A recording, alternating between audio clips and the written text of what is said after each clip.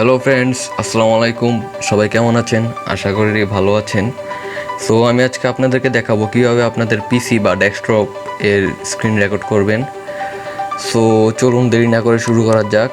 So এর জন্য সবার প্রথমেই আপনাদের যে কোনো একটা ব্রাউজার ঢুকতে হবে। সো এক্ষেত্রে আমি গুগল ক্রোমে ঢুকছি।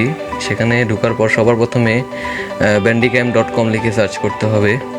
bandicam.com লিখে সার্চ করার পর এর প্রথমে এরকম একটা স্ক্রিন আসবে। সেখানে ফ্রি ডাউনলোড এবং গেট ফুল ভার্সন দুটো অপশন আসবে। সো যারা ফুল ভার্সন পেতে চান তারা গেট ফুল ভার্সনে ক্লিক করবেন, এবং যারা ফ্রি ভার্সন পেতে চান তারা ফ্রি ডাউনলোডে ক্লিক করবেন। ফুল ভার্সনে ক্লিক করলে অবশ্য সেটা তখন পেইড অ্যাপ হয়ে যাবে, তখন এর জন্য আপনাকে পে করতে হবে। তারপর এখানে ডাউনলোডে ক্লিক করলাম। ডাউনলোডে ক্লিক করার পর এটা অটোমেটিক্যালি ডাউনলোড হওয়া শুরু হয়ে গিয়েছে। তারপর দেখুন এই যে এটা আমাদের ফাইল ডাউনলোড হয়ে গিয়েছে। খুবই ছোট একটা ফাইল, মেবি 18.3 অথবা 18.2 এরকম কিছু একটা। সো এরপর আমরা চলে যাচ্ছি যেখানে আমাদের ফাইলটা ডাউনলোড হয়েছে সেখানে। তারপর আপনাদেরকে সেই ব্যান্ডিক্যামের যে সফটওয়্যারটা নেমেছে সেটাতে ক্লিক করে আপনাদের সিম্পলি সেটাকে ইনস্টল করে নিতে হবে। সো এটাকে ইনস্টল করছি এখন।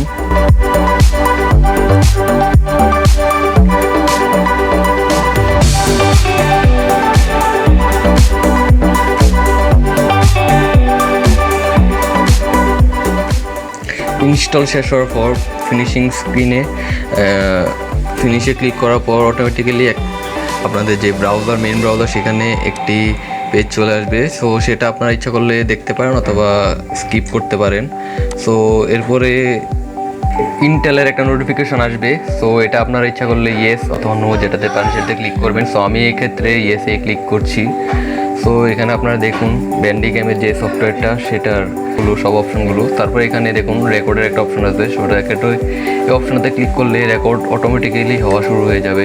তো এখানে দেখুন আমি যা যা করছি সব কিছুই কম্পিউটার স্ক্রিনে যা যা করবো সবই রেকর্ড হয়ে যাবে। তো এখানে আমি দেখুন দুইটা রিফ্রেশ করলাম, এই দুটোটা রিফ্রেশই রেকর্ড হয়ে যাবে।